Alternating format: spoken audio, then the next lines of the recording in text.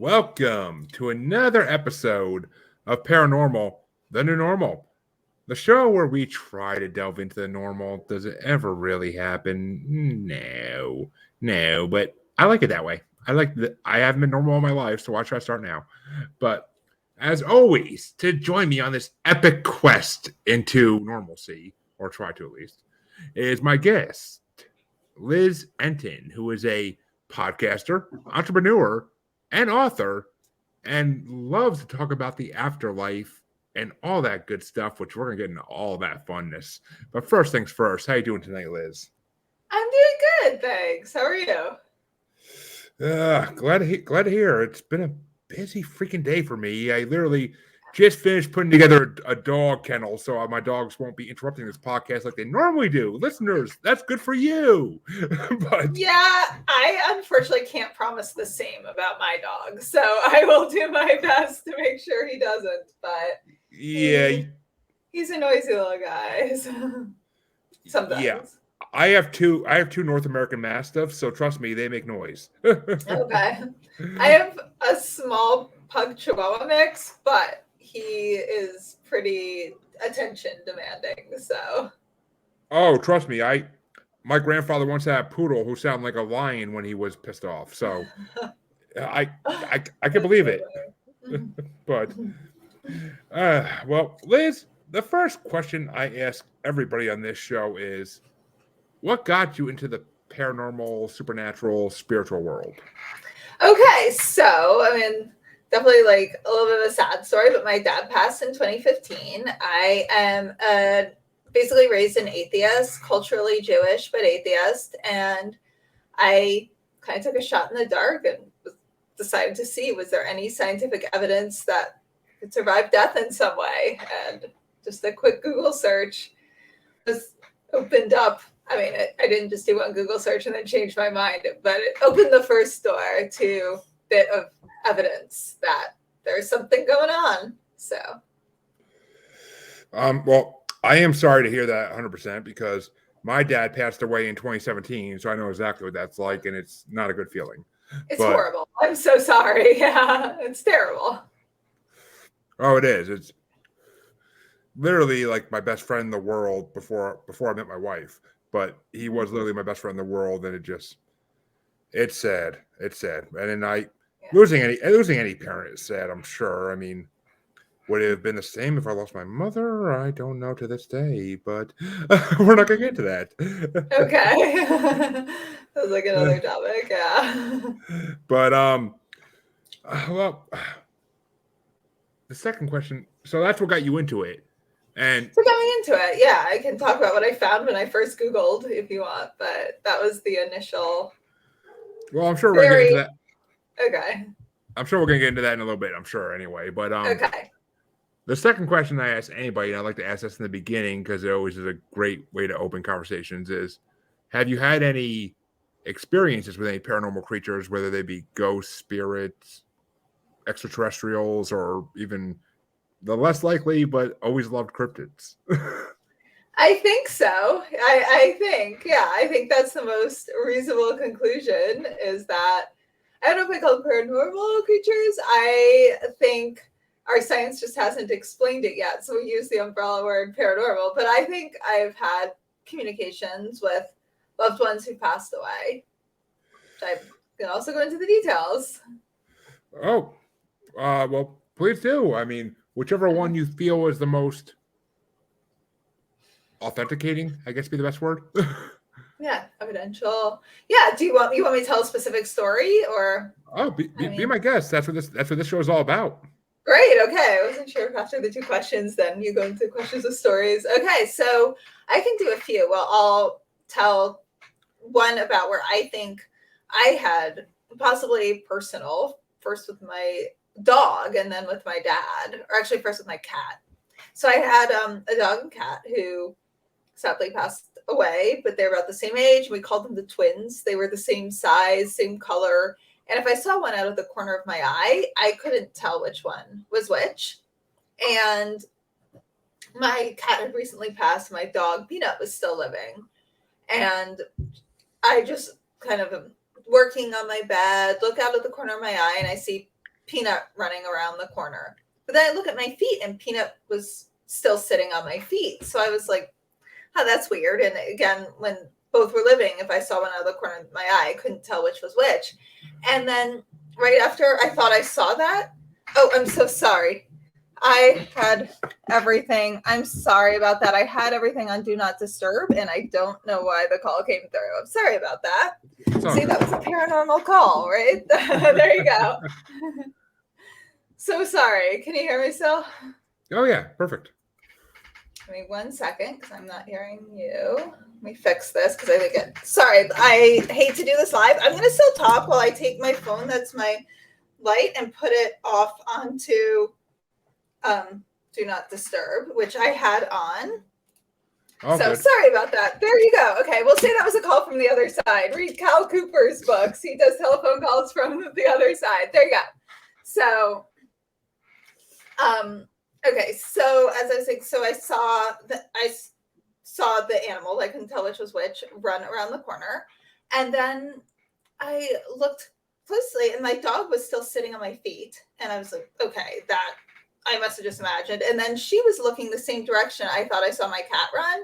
And she jumped up and ran and chased excitedly in the same direction I saw the animal. I thought I saw her run. So I was like, that I could say is evidential. And I've had some possibly more extreme stuff too. I've had all right. Well, visit.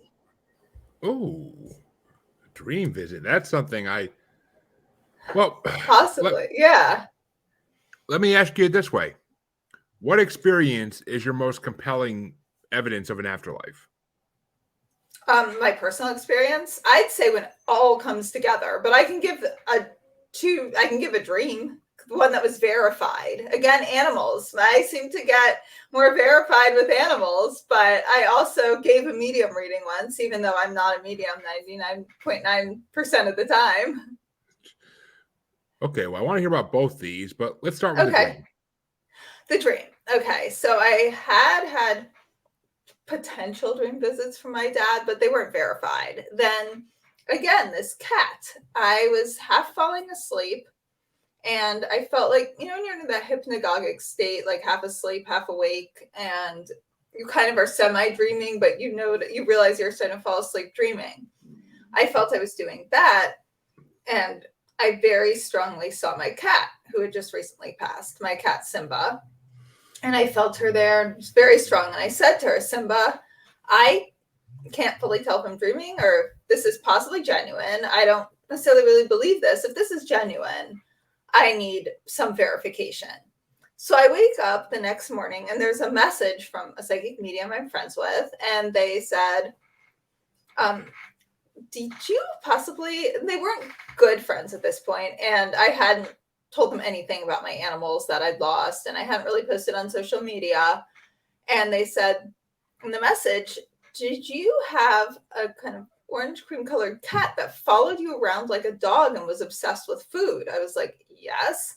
And she apparently had a dream that night with me and with this cat following her everywhere. She described the cat physically. It matched. I sent her a photo of when the cat was kind of a bit elderly, and she said, oh, it was a little bigger than that. So I sent her when the cat was young, and she said that was the exact cat. So I was like, okay, that's pretty verified and interesting. I mean, when someone else can actually confirm that there was an animal spirit presence, that's unheard of in my book. So wow, like, yeah. I mean, short of hearing, I mean, yeah, people say all the time they hear like their deceased dog bark or their deceased cat's meow like randomly, but that could be played up to a trick of the mind. But when someone else actually confirms it, that's just solid. To me, that's solid proof. I mean, some skeptics out there might be like, oh, whatever, but to me, that's solid freaking proof. Like, I can't get over that. So, wow, I am so happy you told that story. I'm so happy I had that story happen to me, because I'm still consider myself pretty skeptical and logical, and so I was pretty blown away. Well, let me ask this question. Well, okay, I'm not going to ask a question even because I want to hear the other story you mentioned. I totally Oh, just blanked on the topic of it, but I oh want to hear yeah. it. You're asking when I had like personal experiences, not counting, I mean, I've read all the data and evidence, I've gone to mediums. So I'll give another personal story because I guess I've had a few. So this was fairly early on in my researching all of this. It was probably I've been studying it for about a year, and I was still super skeptical. And in a lot of ways, I still am. And have you heard of, as your audience, heard of the Forever Family Foundation at all? Okay. I can't say I have, but I can't speak for the audience. But Okay, so I'll explain who they are. They are an organization. They certify psychic mediums by having them pass a test where they're blinded to any information on the sitter they're reading, and they use science-based testing protocols to assure the mediums can't do a hot reading, can't do a cold reading, and they need to get highly accurate and specific information. They can't say, oh, you have a grandmother and she loved you. They have to get very accurate information and about people they don't know. And they also have a scientific advisory board that studies survival of consciousness and afterlife research. And I was at one of their events. They were founded by Fran and Bob Ginsburg. And sadly, Fran passed away about 2 years ago. And she was like my mentor. And Bob's another one of my mentors, wonderful people. They started it after the passing of their daughter, Bailey. And so they do conferences, conventions, grief retreats. And I was at the very first event that I ever went to for them. I've now gone to many and do volunteer with them. But at this point, on the last night, they had a panel of psychic mediums, I guess about 12 of them. And it was a dinner banquet, and any guests who were there who were studying to be mediums themselves, wanted to give readings, were told to go up and give readings. Now, as a joke, because everyone knows how skeptical I am, they said, Liz, why don't you get up and give readings? And I was like, haha, right. I don't know if I believe this, but okay. Then I said, you know what? I had taken a class on psychic mediums with Lloyd Arbach, and he's a parapsychologist as well as a stage magician, and a mentalist, so he knows how to assess a situation and what ways someone could be cheating, but he does think they're psychic mediums that are genuine too. He's also a teacher at the Rhine Education Center. So I'd taken a class with him, and we learned about some studies on psychic mediums, and as well as about cold readings. So I was like, you know what, I'll practice. I'll do a cold reading. So I got up to do kind of not even a good cold reading, because cold reading and mentalism is a skill in and of itself. And I started to feel really weird. I felt all these waves going through me. And I walked over to one of the mediums. I don't even know why I chose this one. And I barely knew the mediums at this point. I've since become good friends with a lot of them. So now this wouldn't count, because I could unconsciously, they could have told me information I could have forgotten.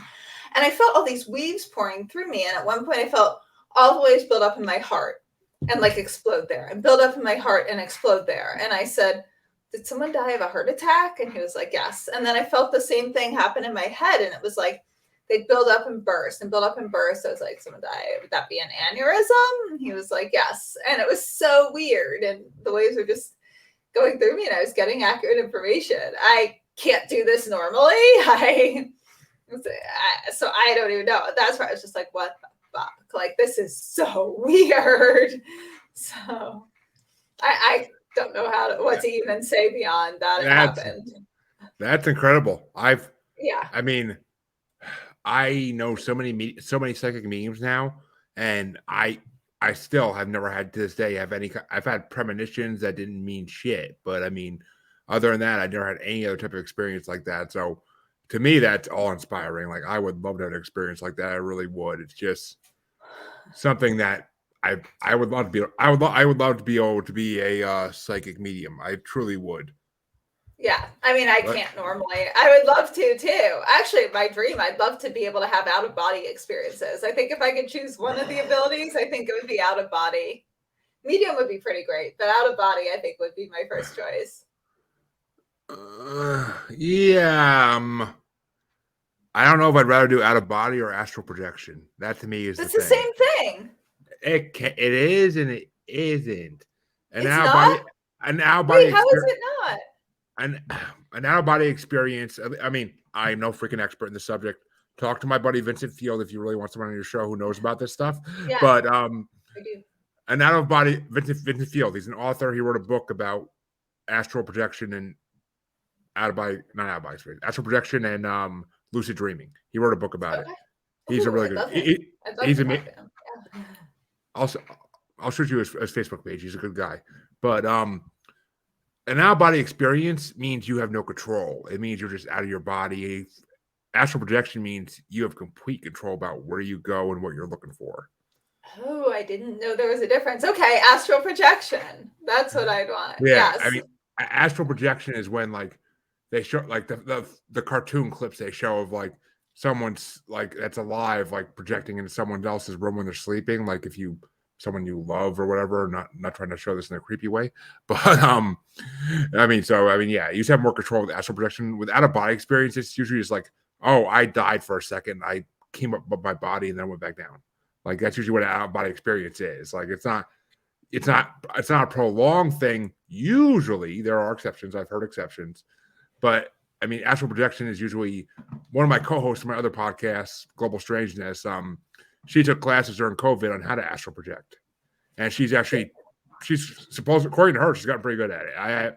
She hasn't come visit me in a dream or anything. So Deborah, I mean, you're slacking here, but I mean, yeah, she's gotten pretty good at it, according to what she said. I mean, and astral projection is what there was a detective from New York City in this class learning how to do this to help solve cases.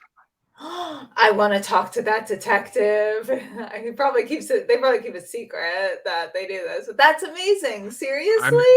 I mean, honestly, if you post in like the need to guess groups on Facebook, you might find a cop who has done that. It wouldn't be. There's a lot of cops that do it from what I hear nowadays because it's a lot of detectives that do it because it's a way to figure out cases without like when you're out of leads. But or if you really think someone did it but you can't prove it, it's a way to figure out stuff. But that's so verified. I sort of have heard cops do this, but I've never really heard tangibly. So, I mean, that sounds very tangible. She's met them. That's pretty amazing. Yeah, this is all before I met her, but she told me my other co-host about it. So, but all right. Well, let me ask you this because I asked you what your most compelling evidence is. What do you think is the most compelling evidence out there in the world altogether for an afterlife? Oof, that's a good one.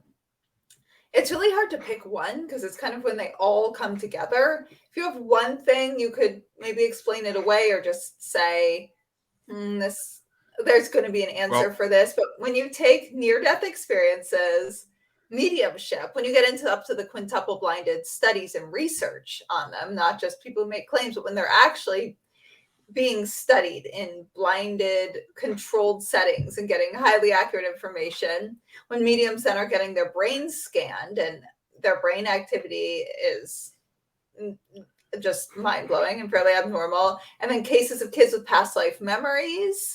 And I'd say when you take all this out-of-body experiences, when you take it and you take the amount that's verified, because there can be a lot of claims in all of these, but there's a significant body of highly verified experiences in all these realms. And to me, that is, you put that together, that's just, very strong evidence. You said the one thing I was hoping you'd say that if you didn't say it, I was going to shout it out as soon as you got done. But you mentioned basically, I was going to say reincarnation, but with kids with past life experience, it's the same thing. Like it's reincarnation, which I was hoping you would say that, and you did, which just made me the happiest man ever.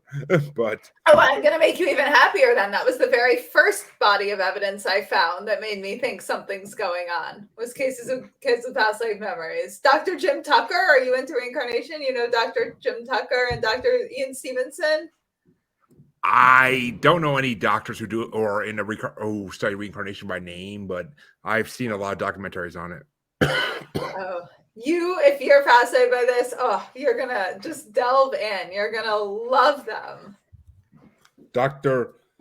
Jim Tucker and Dr. Ian Stevenson has passed away, and Jim Tucker's taken over his work, and they are/were professors at the University of Virginia, and they're child psychiatrists, and they also are professors of psychiatry, and it's a very logical people, and they study cases of kids with past life memories, and they try to solve the cases. They try to figure out who the person is saying that they were, and then they try to verify it. And they're part of the Division of Perceptual Studies at the University of Virginia, which studies all of this, like cases of kids with past life memories, near-death experience, psychic mediums. And nobody knows. When I said, it took so much digging to find that there's actually valid evidence behind all of this.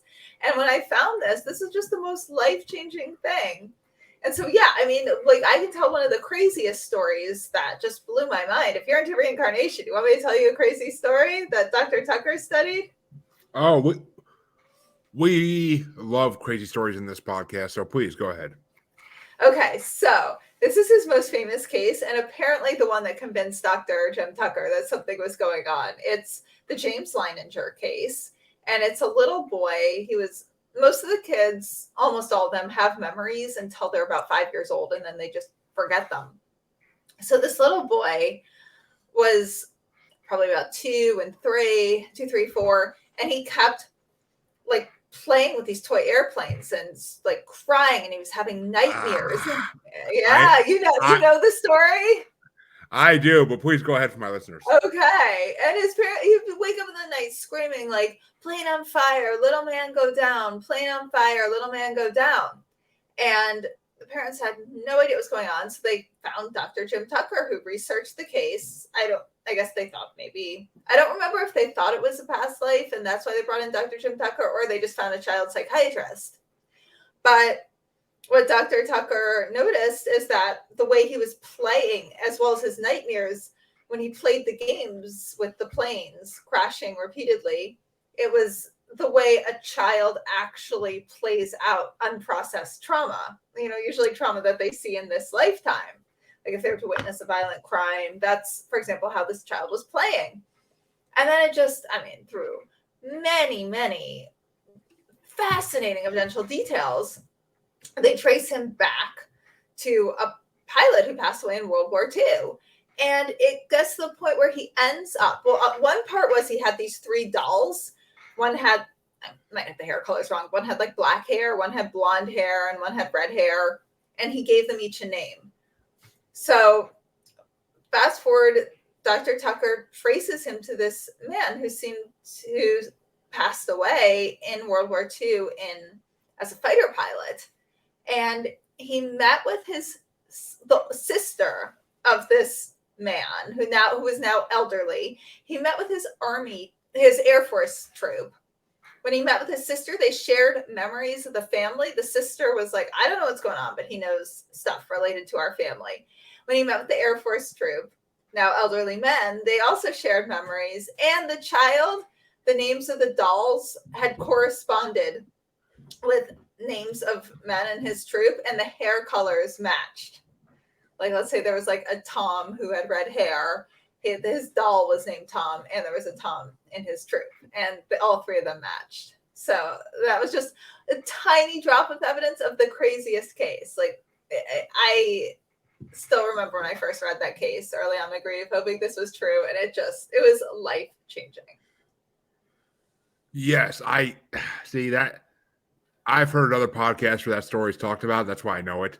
But yeah, I also know the story of the young Indian woman who she claimed she could remember all these things from a past life, and like she had to be 6, 7 maybe, and they actually took her across India to where she thought she was from, and like she actually met her husband in a previous life, and like she recognized the house right away, and like she remembered when they did what year they did all the different like expansions or construction on it.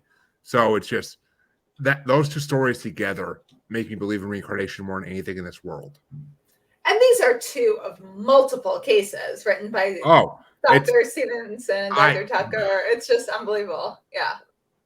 It is one of my dreams for this podcast to get someone on here who, as a kid, had a past life that they could see their whole childhood and they still remember it. Like, that's my dream. But if I find one, I'll send them your way. appreciate it. I'll do the same. But thank you. All right. Well, let me ask you this. Because I personally was an atheist too in high school. I mean, I was brought up Christian, but Protestant. But I mean, as my listeners know, but in high school, college, I was atheist for the most part. And then as I matured, I became more agnostic because I didn't want to say there's nothing out there anymore. I want to say there's something. I just don't know what it is, whether it's extraterrestrial or maybe some kind of god, old gods maybe. I'd like to think that Odin's watching over us. But Assassin's Creed got me to a lot of ancient stuff. But so I mean, I like to think. So what made you think that all these psychic abilities in Afterlife, what made you go from thinking it's all nonsense to thinking it's real? Because I did the same thing, and I want to kind of hear your explanation for it. Oh, sure. And I'm going to give a very long story into a very condensed setting and condensed story. But I will actually say I still consider myself an atheist, or maybe more of an evidentialist. Like, I think there's strong evidence for survival of consciousness, but I haven't seen any evidence for a god, not any that I would think. So I'll just say that. And then, God, so mediumship, it started, if we just even break down mediumship, well, reincarnation was based on the work of Dr.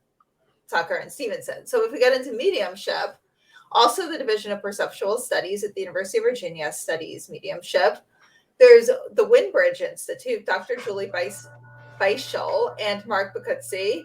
They are co-founders of Windbridge, and they're also married. And Windbridge researches psychic mediums. And Dr. Beischel was originally a pharmacologist. I mean, very logical, left brain. And she began to study psychic mediums after a personal experience of a reading that she received. And when I started delving into their research, they had up to quintuple blinded studies on psychic mediums who were getting accurate, specific information. And I mean, these mediums were, some of the examples of a test would be they read for a proxy sitter. So someone who wasn't even the sitter would be sitting in, it'd be on the phone, and it would be like the phone at Windbridge, not any person's phone that could be Googled in any way. And the proxy sitter didn't even know who the reading was for. And the sitter knew, like, at their time, I mean, the proxy got the first name of the deceased loved ones. The sitter knew that at this time they were supposed to tell their deceased loved ones to go talk to this medium. And so you can't get more blinded than that. And then the proxy took down all the information, and then eventually the sitter got 2 readings, and they had to score them both and see which one they thought was for them. So this is just one of the type of studies done by Windbridge. So that Division of Perceptual Studies, I learned about Forever Family that I mentioned in the beginning. A lot of the history conducted by the Society for Cyclical Research, where they were studying psychic mediums 100 years ago. Dr. Jeff Tarrant, who scans mediums' brains with an EEG for unusual or interesting, inexplicable brainwave activity. That, and then I got my own readings. And then I had that one weird experience that I had that made me understand when mediums would talk about their experiences. It made me able to identify and believe them more. Because they're like, well, I sort of felt this. I was like, yeah, right, you did, you know. But they were, all of that came together. I was just like, could there end up being another explanation for all of this that we have no idea yet? And the answer isn't survival of consciousness. I hope not. It's possible, but I don't think it's the most likely explanation anymore. So that's Exactly. Yeah. Well, I mean, my personal journey, because I don't think I ever told this on the podcast before. Honestly, it's going to sound ridiculous and childish almost in a way, but Assassin's Creed made me believe in the afterlife more than anything, because the gods in the story they tell is so epic, and the gods in it, the different gods of different nations, from Egypt to Greece to the Norse people, like, it's just, I mean, I listened to mythology podcasts for years too before I really got into those 3 games. But like like I don't know, it just these all these different nations that believed in old gods, they didn't just come out of nowhere with it. They had to have whether they were extraterrestrial in nature, and that's what they thought they were gods. Maybe. I'm not saying that's not the possibility here, but they had something. They had something they believed in, and they saw these creatures. So that to me is proof. That's solid freaking proof. Fucking proof. Like that's solid fucking proof. I'll curse. I don't care. It's solid fucking proof. Mhm. And then I live in a haunted house now. The first house I ever bought is a Oh my haunted house. God. I want to hear this. That's so amazing. I'll keep it short because my listeners have heard this before. Oh, But, sorry. You don't have to tell me. No. That. Don't worry. I'll tell you the short version of it. But we bought the house. We had investigators come in. Supposedly, it's the husband and wife who originally owned the house and built it that are here. We've had some experiences where we think it's something a little more sinister in nature than just your average passed on spirit. But we don't know for sure. I want to get my friend who's been on this pod. Well, not, oh, she's a friend. All my guests are friends at this point. So, my one friend / ex guest, previous guest, who will hopefully be on again at some point because she has so much to tell. But Sunshine a Star, who from Salem, Massachusetts, which is only like 45 minutes an hour from me, but she's willing to come and clean out my house, and I want her to do it, but I need the money to do it because she has to travel like a distance to do it. So I don't blame her in charging for it. But I just get the money to do it. But we want her to clear out the house because my dogs will see stuff that like no one else sees. Like you'll get cold. Like I'll be sitting here podcasting, I'll get cold as shit. Like whenever I'm talking to a psychic or medium, I've had so many of them tell me off camera and on camera there's spirits around you. Interesting. Okay. And I could feel it. Like I could feel the coldness. I feel like a buzzing light sensation in the middle of my head. Like I just can't explain it. It's just insane. And I mean, I would think I was going insane if I didn't do this podcast and if I didn't talk to so many people. I've talked to 150 people, 160 people by now in different parts of this world. And all the stuff they tell me and all the experiences they tell me, I can't not believe in the afterlife. I can't not believe there's something after death. Whether we're basically going to a waiting room to be reincarnated to another body, or whether there actually is a great beyond or a horrible below, who knows? But there's something, and I'm agnostic to this day still, and I want to believe there's something. I'm not going to go praying to anybody. I mean, if I'm drinking or smoking, I'll be like Odin or Zeus. Zeus. No. As soon as I say Zeus, I'm like, no, not Zeus. You're too rapey. But yeah, Zeus is kind of horrible. But like, I want to say, I mean, a lot of the gods I won't say anything too controversial, but a lot of the stuff written about gods sometimes is a little brutal. So all the stuff about the gods is brutal, but Zeus is extra rapey. So as soon as I pray to him, I was like, no, not Zeus. Hera. I claim in the name of Hera. But that's a good one. Oh yeah, she put up with him. So fuck yeah, she's a great god. But goddess. Yeah. So I mean, that was my personal journey. Like all that together just made me believe. Getting into the paranormal made me believe because I've heard so many stories about ghosts and spirits that I can't not believe there's something. But I've had previous guests on as well too. Corby Mitlead. I'm sorry if I'm not Mitlead. Yeah, Corby Mitlead. I'm mispronouncing your name, Corby. I apologize to the fullest, but it's been a while. She wrote a book called the Yellow Brick Road Guide to Psychics about the difference between good and bad psychics. So, since you've been delving into this and experimenting, what would you say is the best psychic experience you had? And you may have already told us that, and what is the worst psychic experience you've had? Okay. Oh, this is a good one. I'm going to have to say 2 for the worst because I think it's important people know about both kinds. The best have been, I can't say there's 1 or 2 best. It's been a group of them that just have blown me away. Highly evidential. They know things they can't have known. One of them knew a recent one. My friend Kathy Needle gave me a reading, and okay, she's my friend, but we were barely friends at this point. And she knew my dad's hobby that I don't tell anyone ever. Not because there's anything wrong with it, but this is highly evidential. It's something for preserving my readings. My friend Joe Peretta, he read me before we were friends. I didn't even give him my real identity. Just lots of the ones, so many of the ones from the Forever Family Foundation, because their protocols are so hard to pass. They've just blown me away. And it's when they know things they can't have known. I'll give an example, like starting from my very first medium reading, and almost all the ones that were good, they didn't always get grandma, but they basically described my grandma, and she often would come in first. And then I had another reading with a medium, and it was very consistent describing my grandma coming in. And then later in the reading, he says her name, and he's like, and that's the name of the woman who came in first.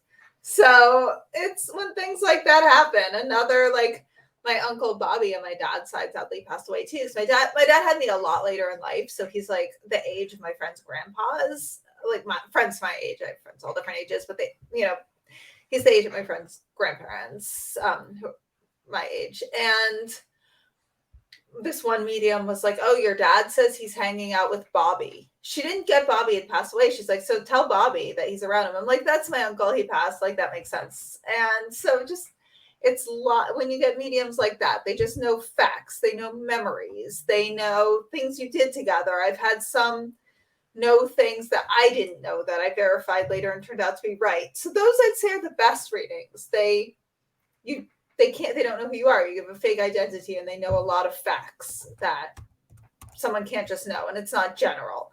Now, the worst, I can actually tell, it'll be a little fun. So I'll tell a few different ones. Because one, I went to a seance that was supposed to have all the physical stuff. Oh, it was the fakest worst. I mean, it made a great chapter in my book. Writing a book about this, I'm like, this is terrific. But it's also dishonest and horrible and deceiving people. And it was a carnival show. Like, he had like ectoplasm coming out of his mouth, and I snuck in the back afterwards and found like a Santa beard. I was like, of course. So that one, and he was just doing it was like so exaggerated and so carnival show, and like spirits screaming, like funny jokes. It was absurd, and he was like roaring. I don't know, it was ridiculous. And then the worst. There's been quite a few. I just think this is important to say, but not as dramatic or entertaining. But I think there's a lot that are not as evidential, but good-hearted, and they mean well, but they just can't get very accurate, specific information. And, I think they're just honest. And some of those, when I've had a few where they're like, I'm like saying no to everything, they offer a refund, and you can tell they're honest-hearted. Now, the two other terrible ones I went to, one of those storefront psychics, and everything was so general. I mean, first of all, she didn't try to bring in anyone who passed away. It was just, she was giving a psychic reading.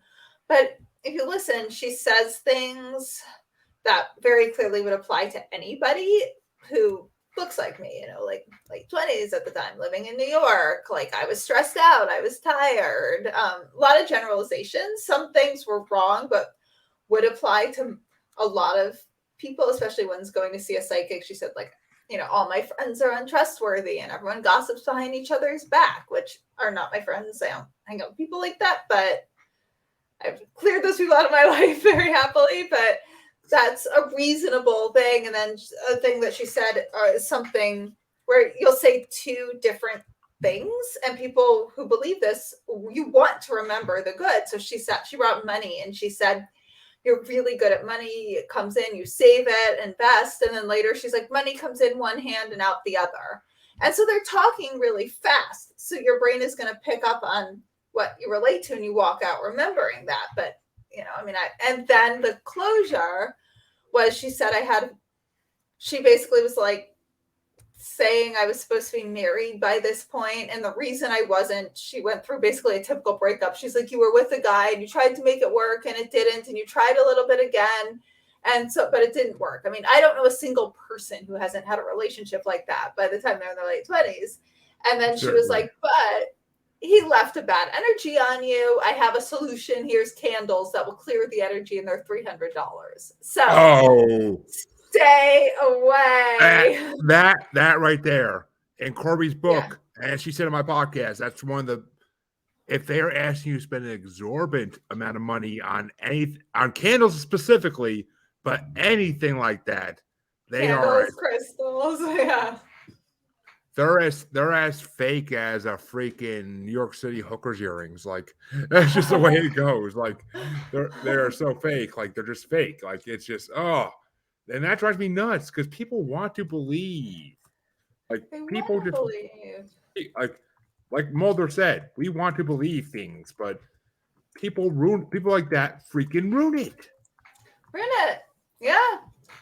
And I had another, like, I guess I like to say the good ones, it's consistent. They give highly accurate information and they don't ask you questions. I mean, maybe basic, they want you to say yes, no. They might ask a question along the way, but they're basically giving you information, and it's a pretty consistent thing. And they know things they can't know, and they're comfortable when you don't give them information. And then the other bad one, it's I've given the Psychic Carnival show, and then the Candle Deceiver, and then this one, she was like one of the high-end ones, but complete con artist. And I mean, maybe she believed it. I don't think so. I don't know. Maybe. I think she's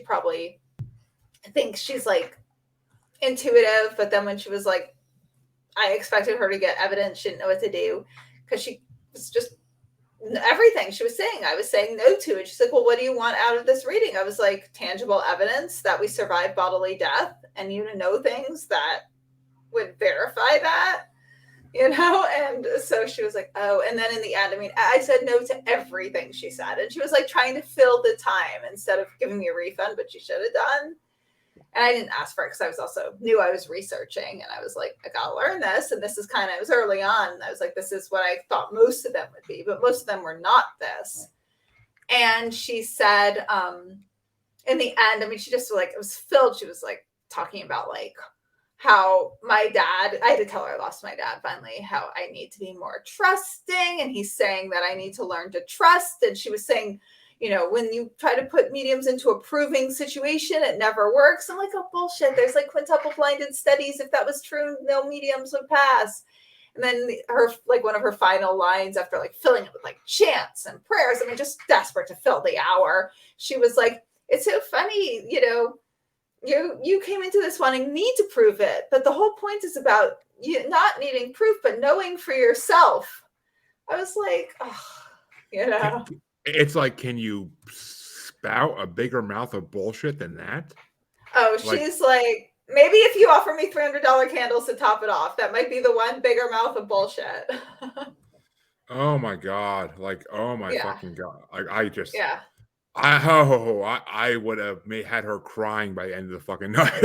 Like, I would have had her.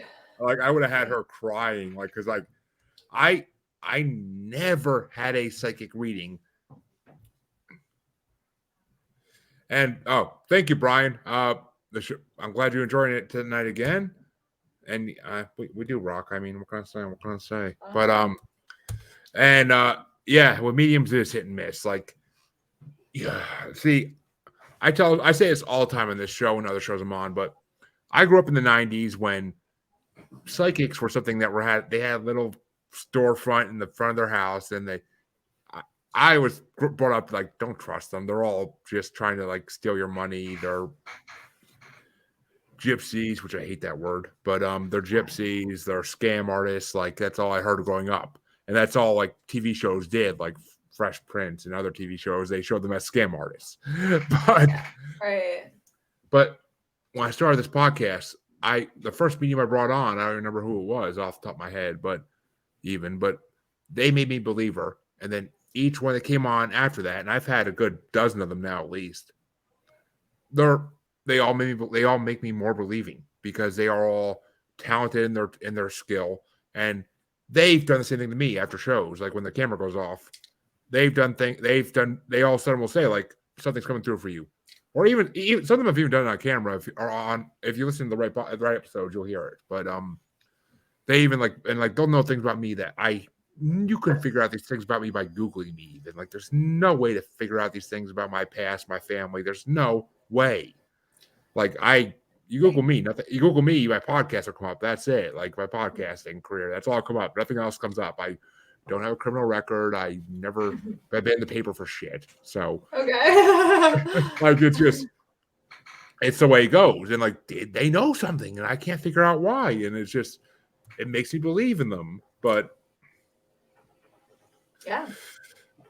Yeah, they know stuff from like before social media. Like they knew my grandma had lost a young child. I mean, this was when my mom was like a baby, So I'm like, they know stuff like that. I'm like, well, I guarantee back then they didn't even have social media. And so they know stuff like that, And they're not gonna put something like that in the paper, that's for damn sure. But no, I mean, if they did, like the odds of them finding that under like my grandma's last name, I mean, how would they? No, I don't think that's in the paper anywhere. I mean, I've tried to Google and find it. You can't find it. Exactly. And so what can you do, in your opinion, to prevent an experience with a bad medium or to prevent a medium from cheating and like giving you false answers? Well, first of all, you can go to places like the Forever Family Foundation and Winbridge, where they've already passed science-based testing and they take it very seriously. And, I had a friend who went to one of the mediums that was wonderful with me from Forever Family, and she wasn't getting anything from my friend. And within 15 minutes, she said, I don't know why I'm not getting stuff. She didn't try to make anything up. She's like, I'm going to give you either a refund or we can try again in a week. It's up to you. And if they don't come in again, you get a refund. So that's what one does if you're saying no to everything. That's what an honest one does. So how you can know, first of all, use fake identity. Use a Google Voice number. Do a phone call. So if you're worried about facial recognition technology, use a Google Voice number. Have a friend, not a family member, pay. Use a fake name. You can use your real first name if you have a name like me, like Elizabeth. What are you going to find from Elizabeth? If you have some super unique first name, maybe don't. Those are just ways you won't wonder if they're really good. Although, as we were saying, some of the ones, a lot have gotten stuff that isn't Googleable. Like Joanne Gerber, this one medium, hadn't known her at that point and was under a fake identity. And my laptop had been broken for a week and I was so irritated. They were slow. And she's like, your dad said your computer's almost finished, almost done being repaired. He knows you're annoyed about that. I'm like, okay, that's not Googleable. I wasn't bitching about that on social media. I shouldn't even have my name. So that's a good one. And then what you can also do is don't give them information. Say yes, no. Notice if they're saying very general things. You can, and then if in like 10 minutes, you have every right to ask for your money back. I mean, my favorite thing about when I think about psychics is I think about the episode of South Park with John Edwards on it, and like he's just shouting things into like a crowd of people, which is what he did in real life, and some random person will jump up and like he'll say like, I'm seeing the letter K, and somebody will jump up and be like, my grandmother Katie died back 30 years ago, and like you're giving him ways to get into your head. Like, don't do that. If he was real, he would be able to have so much more information than that. He would know the full name at least. Not necessarily. I've had ones that a lot don't get names. Also, John Edwards, I don't want to speak about him because I'm not sure, but I know he has participated in scientific testing. What might have happened is sometimes when mediums, and I don't know about all, but I have heard that initially he was very genuine. He might, and he still could be. I think that I don't agree with this. This is very unethical, but often I will hear of the possibility that something when they have like millions of dollars on the line and TV shows and they're in front of huge crowds that spent who knows what, they can't perform at that level all the time. So they slip into cold reading and cheating, which I'm very anti-cheating. I think it would be so much more ethical to say, I'm sorry. Sometimes mediums have terrible nights and I'm off tonight. Like if I went to a group reading early on and a medium did that, I would have so much respect for them. I would know that it would help add to the evidence of an afterlife. But yeah, don't beat them. Like people will do that. They'll be like, I'm feeling like an older energy. Yes, my grandma passed away when I was 12. We were so close. We used to like go get our nails done at like Bernie's every week. I mean, and then yeah. Don't give yourself rules. Say yes, no, or maybe, and nothing more. But yes, oftentimes mediums don't get names. That was a mistake I made in the beginning. I was like, if they were good, they would get a name. But I've had some just get an initial, and sometimes even be like, wait, I'm sorry, I'm not even getting the relationship. But then they'll go on and be like, okay, after I said it's my dad, I mean, there'll be like a negative point that I had to say that because I do score my readings. But then they'll go and say, okay, sorry, you had to tell me that, but I remember you and your dad did this when you were a kid. Why is he showing me this? And I'm like, oh, okay. And it'll be very specific then. So none of them are perfect. And it's what I've learned more like playing charades rather than speaking on the phone. So if they get a few things wrong or a few things vague, and then they like know your dad's main hobby and his favorite restaurant, like, yeah, and that your grandma lost a young child, like, I mean, you gotta be kind of assess the whole reading. But yeah, don't record your reading too. That's the thing, because then you can go back and see, did you feed the medium? What did they actually get? What are you misremembering? Exactly. And I agree. I mean, like, it's just, I still to this day have not gone to a psychic that has been on my show. And I kind of want to get like a full hour reading. Like do it. The next time I have some disposable money, I will. But I mean, I was supposed to have some now, but then of course the goddamn water heater needed replacing, and there goes half my refund from taxes. But right. All right.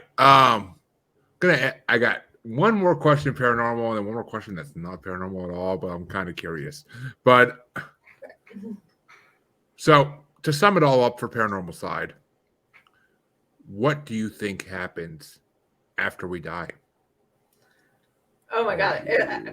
I will first preface this by what mediums have said to me when I asked them the unanswerable questions early on. If I actually could answer this, I'd be sitting with my Nobel Prize and my huge penthouse loft. But that's why I said, what do you think, not what do you know? Okay, fair disclaimer. Okay, so in a lot of sense, I don't know. The only information, it seems, our consciousness survives in a non-material form.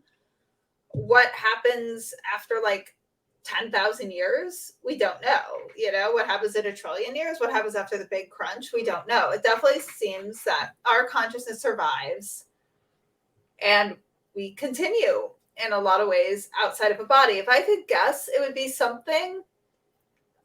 Our consciousness is like the cloud. Like our official consciousness are quantum particles, some form of quantum particle, maybe related to another dimension that somehow string theory is starting to get hints and glimpses of. And it downloads into our brains when we're here as a person, and quantum entangles with our brains while we have experiences here.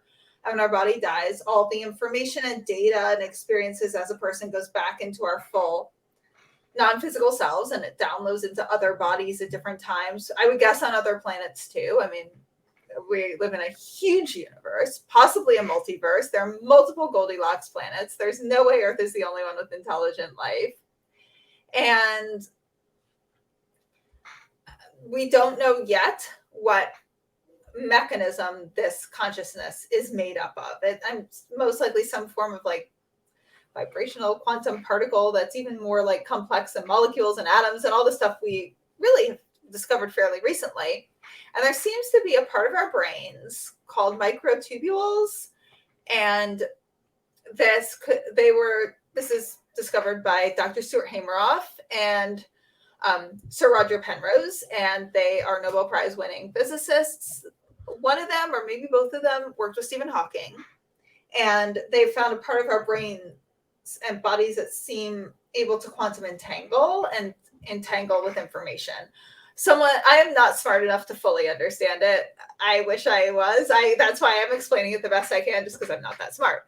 So that seems to be able to quantum entangle in a way, probably with a quantum particle that stores our consciousness. That's how it seems to be. In some way, information travels. And, we have hints into that with near-death experiences, but these are people that only went so far because they survived, they didn't die, and we have hints of it with mediums communicating with people who've passed away. But even if they're speaking with your great grandparents, let's say that was only like 200 years ago, that's still really not that long. So we don't, again, what happens after the big crunch, what happened to our consciousness before the Big Bang, that's where we're stuck. But in this little window of time, it seems consciousness exists non-locally and quantum entangles with the brain. There's my answer. Probably won't get me a Nobel Prize, but it's a theory, hypothesis. It's a great hypothesis, and don't doubt yourself. Don't doubt yourself by saying you're not intelligent, because everybody is intelligent in their own way. Well, I think I'm intelligent, but I don't think I'm Stephen Hawking intelligent. Okay. Well, that's acceptable. I was trying to explain things that people who won Nobel Prizes and work with Stephen Hawking are able to explain. That's why I'm I can only understand them some. So I don't think I'm stupid, but I don't think I'm Stephen Hawking. So not to knock myself, I'm fine with that. That is a huge spectrum. Yes. All right. Well, I mean, I'm definitely not Stephen. I'm definitely not Stephen Hawking or Einstein intelligent either. That's for damn sure. Right. But I mean, I'm pretty damn intelligent when I'm sober. But I mean, I'm not that level. Right. But right. Okay. So I'm relatively, So I'm trying to explain theories. Yeah. But before I get to my final question, I will say, and my audience has heard me say this before, so I'll keep it short. But I have two theories about what happens in the afterlife. I want to hear. I truly believe, because I've heard enough through starseeds and mediums, that those who are not stuck on Earth once they die, those are willing to go, they're not stuck here for some reason, they go to basically a waiting room, like the DMV waiting room, where I know, right? Where you basically are waiting for another body to take over. And in that theory, we are all extraterrestrial in origin. But our spirits are, not our bodies, our spirits are. And we are all waiting for another body to take over until we achieve our ultimate goals. And we can move on to a further plane, a further dimension that we don't know what it is yet. We may call it heaven, but we don't know what it truly is. The other theory I have is a theory for those who are stuck on Earth. And this is kind of like an evolution of spirits type of theory. We basically start off as like a foggy mist when we pass away, because we don't know. We're babies. We're ghost babies. We don't know how to do anything. We're basically just a foggy mist. From there, I believe we evolve into shadow people if we're still stuck on Earth, because we can make ourselves look human, but we can't define our features yet or make ourselves look like we once did. And then the final phase is the full Ghostbuster style full body apparition. And that to me is my two theories about afterlife. Is if you're stuck on Earth, you go through these phases where you evolve to become what you eventually will become. If you're stuck on Earth for a long, long time, like a lot of Native Americans are, because they were wronged horribly, or like a lot of people who died horribly in the last 300 years in America are, like Civil War veterans, any war veteran really. It's just, or anybody killed in the war, I should say, because they're stuck because they don't know what happened. They just were alive one second and not there the next. But hello, Lizzie. Thank you for coming in to check out the end of the show. Hope you watched the whole thing in replay. But hi. The final question I have, and for those none of you will know this, but I found Liz on podcastguest.com, which you've heard me all mention before, and There was one little tidbit on her page that made me. Oh, I know what you're asking. Yeah, Peanut. I talked about Peanut already. That you can meet her protege. Peanut's best. Oh no, not Peanut. Okay, sorry. No. As a huge Kevin Smith fan, and I've heard Kevin Smith talk multiple times about how he was wronged by this man and how this man called him the day before he went to prison. So Liz testified in the Harvey Weinstein Peanut. case. That's Peanut. Oh, I thought you said PETA. Peanut, my dog. Yeah, Harvey Weinstein. I knew that's what you were gonna say because it's a badass story. Can I brag? I don't know what it has to do with the dog. Okay, I'm dying to find out. So you didn't read it? Okay. No. Yeah. I read it to a degree, but I didn't fully read it. But I saw the name, and that's all it took. But I'm a huge Kevin Smith fan, and he talks about how Harvey Weinstein, which everybody knows who Harvey Weinstein is, everybody knows what he did and what a horrible person he was. But Kevin Smith talked about how all the time how Harvey Weinstein called him the day before he went to prison to try to like be buddy with him, to try to have friends before he really got, well, maybe it wasn't before he went to prison, but it was before he got arrested. And like and how he tried, and like it sickens Kevin Smith that he called him the night before he got arrested.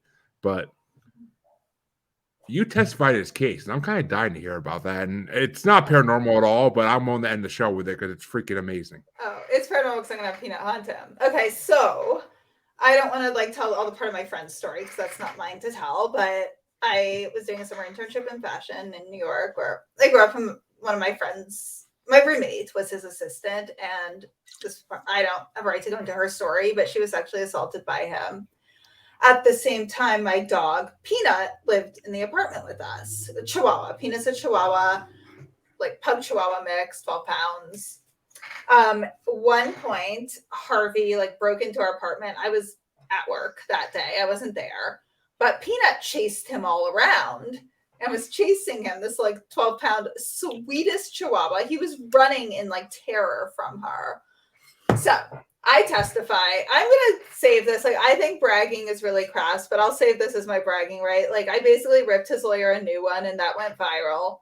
And I mentioned how Peanut chased him, and that went super viral. So, like, page 6 says, Harvey Weinstein was once one of the most powerful men in Hollywood, but he was no match for Peanut the Chihuahua. Peanut had, like, a segment on Court TV. She was mentioned on... She was everywhere, and it was everywhere it went. Like, the trial that week was called like 4 accusers and a Chihuahua, and it so Peanut just, I mean, yeah, and then his lawyer, she's a great lawyer. I think everybody has a right to that kind of lawyer. It shouldn't be money based, but she also used a lot of like rape cliches, and I kind of ripped her to shreds, defended my friend, and yeah, that went viral. And then in the end, like, I told the part about Peanut, and apparently as he was like walking out the hall, you can see this, the press was like, excuse me, Mr. Weinstein, are you afraid of Chihuahuas? And yeah, then Peanut just like blew up everywhere. So are those, Google. I was gonna say, are those available online? Oh yeah. And I'm writing in my second book, I'm writing about it too. I mean, I have to see, I have to get it all read and make sure like what I can put in and what I can't, but of course. Yeah. But Google Peanut the Chihuahua Harvey Weinstein and send her a little like congrats in doggy, well, I don't believe in heaven, doggy the other side, doggy non-consciousness, doggy non-physical consciousness states. No. If there's a heaven of any kind, it's fucking doggy heaven. It's fucking doggy heaven. Yeah. Because all dogs deserve to go to heaven. Because I have two mastiff puppies, and I had to put another mastiff puppy down at 18 weeks old, and he was born with misshaped kidneys. But I fully believe he is in doggy heaven, even though my wife used to sometimes smell him in the house. So. Because because his kidneys were failing, he had a very distinct odor. But yeah, it's it sucked. But that's a good 6-7 months ago now. So I moved on, and we now have we now have two massive puppies that I love that also drive me crazy. So it's a fascinating mix. But before we go, tell my listeners where they can find your podcast, where they can find you, your books. Just promote yourself to the fullest, please. Okay, I'm gonna promote the shit out of myself now. As I said, my book number 2 is it's mainly gonna talk about afterlife evidence, but it's also gonna talk about my part in the Harvey Weinstein trial and Peanut and her part in it, which is really like the highlight of it. And so you can find me on my website. It's WTFJustHappened.net. You can link to all my social media. You can look at my book, which is called What the Fuck Just Happened, spelled WTF Just Happened. A sciencey skeptic explores grief, healing, and evidence of an afterlife. And my podcast, also What the Fuck Just Happened, spelled WTF Just Happened, all about the afterlife, no woo. And you can find that, you can link to it on my website. You can find it everywhere you listen to podcasts. Well, there you go, folks. Check it out. I know I will be, hopefully, as soon as my podcast schedule clears up a little bit. But it's getting there. It's getting there. It may be a year, but I'll eventually get to all my guest podcasts and check them out. There's too many podcasts, so little time. But I thank you all for listening to mine. And I want to thank Liz for coming on because it's been a fun episode, and I had so much fun talking to her. So much fun. Thank you for having me. I had a great time. Oh, my pleasure. And if you ever want me on your show, I am always willing to be a guest in any show. Basically, I will podcast for exposure or expose myself for podcasts, whatever it takes. But as my co-host says, but on my other show, but you all know where you could find me. You can find me on Facebook as Jeremy Bryant. 2.1K followers as of today. Thank you all. I appreciate it. And you can also find me on Paranormal the New Normal / Maniacal Music Musings podcast with an S Facebook group. You can find me on Twitter and the Gram as @JuggaloBastard. And you can find me on TikTok as @JuggaloBastard Podcast. And you can, of course, find Paranormal on the New Normal on YouTube, where this used to stream, but now we stream on Blind Knowledge Network, which is our network we are now on. That's where this streams on YouTube if you want to watch us live. If you don't want to watch us live, if you want to watch replays, then they will all be uploaded the day the podcast gets uploaded to all the podcatchers. So for this one, it'll be towards July, but we'll see. Thank you all for listening and watching. And remember, like and hit that notification bell for new episodes wherever you're listening. And if you're watching us on YouTube, like and subscribe. It helps. It really does help. And I'm trying to make this thing become a thing. So, it's getting there. It just takes time. I understand that. But thank you all. I've enjoyed this episode like all my episodes to the fullest. And I will see you all for another. Actually, if you see this tonight and you're free in about 49 minutes, we are doing a shark movies bracket on this show as our special this month. And just when you thought it was safe to go back in the water, we're going to assure you it's damn well not. So come check it out. Have a good one, folks.